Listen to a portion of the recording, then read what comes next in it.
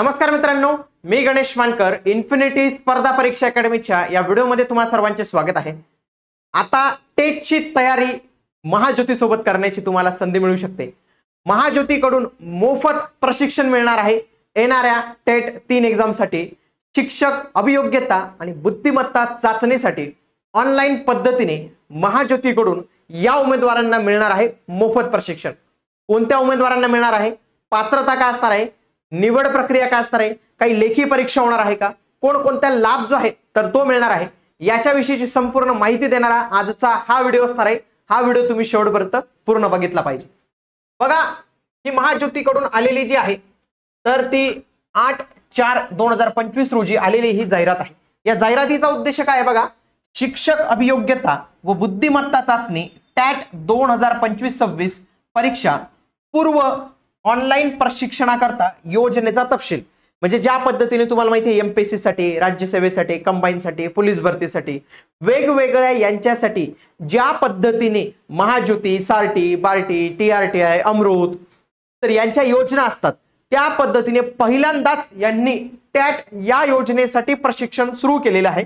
कारण की त्यांनाही माहिती आहे की टॅट 3 जे आहे तर ती या वर्षी होणारच आहे आणि या टॅट 3 मध्ये जास्तीत जास्त उमेदवार महाज्योतीकडून सिलेक्ट व्हावे याच्यासाठी महाज्योतीने मोफत प्रशिक्षण कार्यक्रमाची घोषणा केलेली आहे।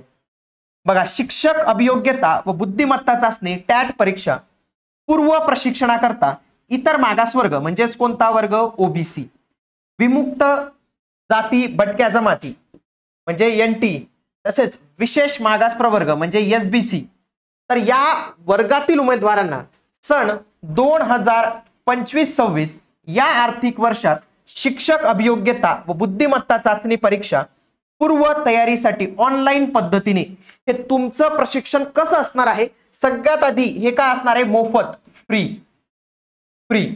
तसेच दुसरं काय आहे, मोड कोणताही हा ऑनलाईन पद्धतीने असणार आहे। ऑनलाईन पद्धतीने असणार आहे। मे बी तुम्हाला भविष्यात त्यांच्याकडून टॅब ही भेटू शकतो, पण त्याचा उल्लेख इथं केलेला नाही आहे म्हणून त्याच्याविषयी आपण खात्री सांगू शकत नाही। परंतु आतापर्यंत मागे ज्या महाज्योतीचं काही ऑनलाईन पद्धतीने व्हायचं तर ते काही टॅब, काही सिम कार्ड, काही बुक्स वगैरे तर ते प्रोव्हाइड करायचे। अजून त्याच्याबाबत कोणता तपशील इथं उल्लेख केलेला नाही आहे। भविष्यात त्याच्याविषयी जर काही माहिती येईल अधिकृतपणे तर ते आपण नक्कीच सांगणार आहोत। बघा, पुढचा प्रशिक्षणाचा कालावधी किती असणार आहे, 4 महिन्यांचा प्रशिक्षणाचा कालावधी असणार आहे। योजनेसाठी पात्रता काय पाहिजे की तो महाराष्ट्राचा रहिवासी असला पाहिजे, त्याचे वय हे 40 वर्षापेक्षा जास्त असू नये, 40 वर्षापेक्षा जास्त असू नये, तसेच त्याच्याकडे नॉन क्रिमिलियर हे सर्टिफिकेट इथं असणं गरजेचं असणार आहे। त्यासोबतच आता याची निवड कशी होणार आहे मित्रांनो, याच्यासाठी कोणतीही परीक्षा वगैरे ते घेणार नाही आहेत। त्यांनी काय केले, सिंपली टीईटी, सीटीईटी पेपर क्रमांक 1, 2 आणि बीएड यांच्या गुणांच्या आधारे तुमची निवड केली जाणार आहे डायरेक्टली। आपल्याला माहिती आहे बघा, 1ली ते 6वी साठी एक, 6वी ते 8वी साठी एक, 9वी ते 12वी पर्यंत जवळपास तर असे 3 वेगवेगळे गट पडतात। याच्यासाठी असतो पेपर 1, याच्यासाठी असतो पेपर 2 आणि याच्यासाठी कुठला पेपर नसतो। याच्यासाठी असतं आपलं डीएड, याच्यासाठी लागतं आपल्याला बीएड प्लस पेपर क्रमांक 2 आणि इथं फक्त आपल्याला बीएड लागतं। तर या तिघांसाठी कामातील अशा पद्धतीने तुमचं जे आहे तर ते इथं व्यवस्थित पद्धतीने निवड केली जाणार आहे। याच्यापैकी जे काही असेल ते बघा, निवड तुमची कशी केली जाणार आहे हे मी व्यवस्थित पद्धतीने समजून सांगतो। थोडंसं कॉम्प्लिकेट होऊ शकतं म्हणून व्यवस्थित पद्धतीने समजून घ्या। कुठलीही परीक्षा नसणार आहे, टीईटी, सीटीईटी पेपर 1, पेपर 2 च्या आणि बीएडच्या क्रमांकावर तुमचं सिलेक्शन होणार आहे। बघा, समजा 100 जागा आहेत, जागा त्यांनी सांगितले नाही, मी अंदाज सांगतो। बघा, 100 जर जागा असतील, या 100 जागांपैकी 50 जागा, मी 50% इथं लावतो, त्याच्यापेक्षा 50% जागा या कशावर भरल्या जातील, टीईटी किंवा सीटीईटीच्या पेपर क्रमांक 1 मधील तुमच्या गुणांच्या आधारे। बघा, marks obtain in TET paper 1 और सीटीईटी पेपर 1 यांच्यामध्ये जे काही तुम्हाला गुण मिळाले असतील तर त्यांच्या आधारे या 50% जागा भरल्या जातील। पुढे आणखी 30% जागा या कशा भरल्या जातील, टीईटी किंवा सीटीईटीच्या पेपर क्रमांक 2 मध्ये तुम्हाला जे गुण मिळालेले आहेत त्या गुणांच्या आधारे 30% जागा भरल्या जातील। उरलेल्या 20% जागा या कशाने भरल्या जातील, लक्षात घ्या, या बीएडच्या याच्याने भरल्या जातील। बीएडने, बीएड मधील गुण, कारण की बघा प्रत्येकाचा उद्देश वेगळा आहे। या ज्या 50% जागा त्यांना अशा भरायच्या, यांचा का भरायचे, कारण की यांना काय पाहिजे बघा, 1ली ते 6वी साठी शिक्षक, त्या शिक्षकाजवळ काय पात्रता लागते, डीएड लागतं, पेपर क्रमांक 1 उत्तीर्ण लागतं। या 30% जागा का भरायचे, सॉरी इथं 5वी करा, इथं 6वी ते 8वी शिक्षक पाहिजे. त्याच्यासाठी काय लागतं बघा, बीएड लागतं आणि सीटीईटी किंवा टीईटीचा पेपर क्रमांक 2 पास लागतो. आता या 20%चा उद्देश काय की 9वी ते 12वी पर्यंतचा जो काही शिक्षक असेल तर त्याच्यासाठी काय लागतंय आपल्याला, फक्त बीएड हे लागत आहे. हे बीएड लागतंय, कुठला सीटीईटी टीईटीचा पेपर नसतो. तर या पद्धतीने जे आहे तर ते तुमचं सिलेक्शन होणार आहे. हाच क्रायटेरिया इथं त्यांनी ठेवलेला आहे. आलं लक्षात. आता याच्यामध्ये एखाद्या क्रायटेरियामध्ये जर मुलं कमी जास्त मिळाले तर ते मुलं ऍडजस्ट करून घेतील असं त्यांनी सांगितलेलं आहे. म्हणजे कुठली परीक्षा नाही, याच्या आधारे डायरेक्टली तुमची निवड होऊन जाणार आहे. म्हणून जास्तीत जास्त उमेदवार अप्लाय करू शकतात. पुढे, निवड झालेल्या विद्यार्थ्यांना कागदपत्राची पडताळणी प्रशिक्षण संस्थेमार्फत करून विद्यार्थ्यांना प्रवेश देण्यात येईल.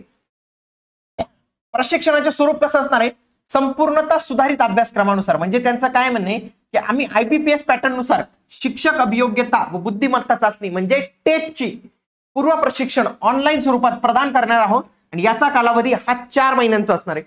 आता इथं आरक्षण निहाय इथं सामाजिक प्रवर्ग व समांतर आरक्षण पुढील प्रमाणे असणार आहे. बघा, ओबीसीसाठी जागा समजा 100 जागा असतील याच्यात, तर 59 जागा या ओबीसीसाठी राखीव असतील. बीजेए साठी 10%, एनटीबी साठी 8%, एनटीसी साठी 11%, एनटीडी साठी 6%, एसबीसी साठी 6%. तर अशा या 100 जागांचं वर्गीकरण होणार आहे. पुन्हा या ओबीसी मध्ये पुन्हा काय होईल, 30% हे परा अनाथ दिव्यांग. बघा, प्रवर्ग निहाय महिलांसाठी 30% जागा आरक्षित आहेत. दिव्यांगांकरता 5% जागा राखीव आहेत. अनाथांसाठी 1% जागा इथं राखीव जे आहेत तर ते असणार आहे. कोणकोणती कागदपत्र आपल्याला फॉर्म भरताना लागणार आहे बघा. सगळ्यात आधी मेन काय लागणार आहे, आधार कार्ड, जातीचं प्रमाणपत्र, डोमेसाईल सर्टिफिकेट. आता वैध नॉन क्रिमिलियर कोणतं लागणार आहे मित्रांनो, 25 आणि 26. आत्ताच नेमकं सुरू झालेले आहे आणि जास्तीत जास्त उमेदवार जे आहेत तर ते नॉन क्रिमिलियर काढण्याकडे जात आहेत.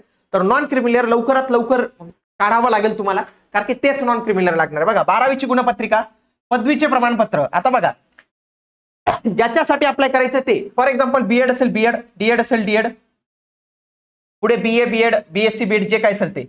टीईटी सीटीईटीचा पेपर क्रमांक 1 पास असेल तर 1, 2 पास असेल तर 2. दिव्यांगाचे प्रमाणपत्र, जर आरक्षण घ्यायचं असेल तर, अनाथांचं आरक्षण घ्यायचं असेल तर अनाथचा दाखला जो आहे तर तो लागणार आहे. बघा, अर्ज जो आहे तर तो महाज्योतीच्या वेबसाईटवर जाऊन करायचा आहे. अर्ज कशा पद्धतीने भरावा याच्या संबंधीचा डिटेल व्हिडिओ आपल्या चॅनलवर येणार आहे. एकदा तो व्हिडिओ बघून घ्या, त्याच्यानंतर तुम्ही फॉर्म जो आहे तर तो भरू शकता. अटी शर्ती नेमक्या काय ठेवले यांनी काय सांगितलं की 20/4/2025 पर्यंत अर्ज भरायचा आहे. याच्यामध्ये प्रॉब्लेम फक्त एनसीएलचा येणार आहे मित्रांनो, कारण की एनसीएल एवढ्या लवकर काढणं, कारण की आता सगळेच काढायला गेलेले आहेत. तर ज्यांचं 26 पर्यंत वैध आहे त्यांना काही प्रॉब्लेम येणार नाही, परंतु खूप साऱ्या उमेदवारांचा 25 ला संपलेला आहे तर त्यांना लागणार आहे.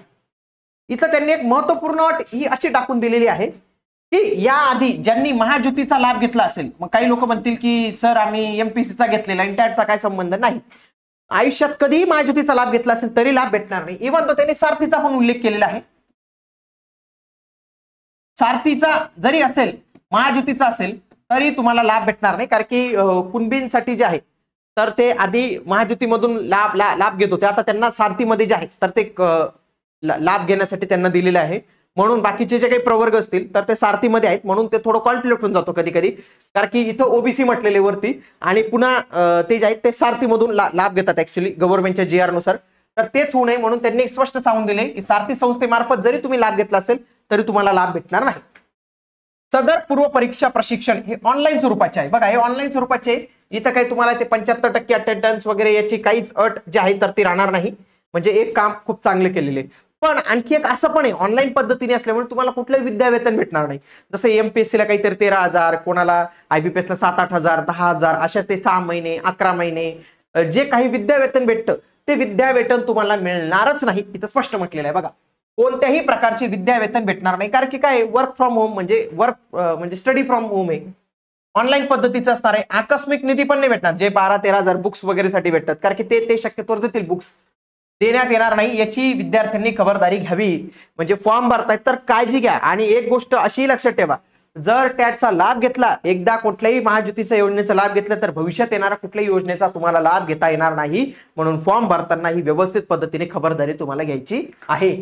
कोणत्याही पद्धतीने जर अडचण आली तर त्यांनी हा नंबर दिलेला आहे महाज्योतीचा, तर या महाज्योतीच्या नंबरवर तुम्ही नक्की संपर्क साधावा. ते तुम्हाला अधिकृत अशी जी आहे तर ती माहिती सांगते, अधिकृत माहिती सांगतील. हा त्यांचा ईमेल ID आहे, ही वेबसाईट आहे. इथे शक्यतोवर तुम्ही फोन करावा. समजा काही कारणास्तव फोन जास्त येत असेल, जर या फोनला तुमचा क्रमांक लागला नाही तर त्याच्यासाठी देखील तुम्ही आपल्या इन्फिनिटी अकॅडमीला कॉल करून एकदा जे काही माहिती आहे तर ते विचारू शकतात. आपला नंबर आहे बघा 7887811411. हा इन्फिनिटी अकॅडमीचा नंबर आहे. पण पहिले मी तुम्हाला अशीच रिक्वेस्ट करेल की तुम्ही पहिले महाज्योतीलाच डायरेक्टली फोन लावून विचारा. जर समजा त्यांच्याशी तुमचा संपर्क होऊ शकत नसेल तर तुम्ही आपल्या माध्यमातून देखील जे आहे तर ती माहिती प्राप्त करून घेऊ शकतात. ओके, तर हा पण आपला एक नंबर आहे, तिथून देखील तुम्ही माहिती प्राप्त करू शकतात किंवा अन्यथा त्यांनी जो नंबर दिलेला आहे त्यांना कॉल करून तुम्ही माहिती जी आहे तर ती विचारून घेऊ शकता. माहिती मेन हीच आहे की एनसीएल बाबत जर काही मुलांना प्रॉब्लेम असेल तर त्यांनी डायरेक्ट कॉल करायचं यांना आणि एनसीएल बाबत जे आहे तर ते विचारून घ्या. एनसीएल कोणत्या वर्षाचं लागेल, 24-25 जर त्यांनी अलाउड केलं तर खूप वेल अँड गुड होऊन जाईल. नाहीतर 25-26 काढण्यासाठी मे बी त्यांना थोडीशी मुदतवाढ देण्यात येऊ शकते. तरी अशा पद्धतीने ही माहिती होती. अन्य तुम्हाला जर काही माहिती पाहिजे असेल कमेंट बॉक्समध्ये नक्की कळवा, आपण त्याच्यावर नक्की उत्तर देऊ. आणि अर्ज कशा पद्धतीने करायचा, आणखी काही बाबींसंदर्भात काही माहिती लागल्यास तुम्ही आम्हाला कॉल करू शकतात. भेटूया आता आपण पुढील व्हिडिओमध्ये. तोपर्यंत जय हिंद, जय महाराष्ट्र, धन्यवाद.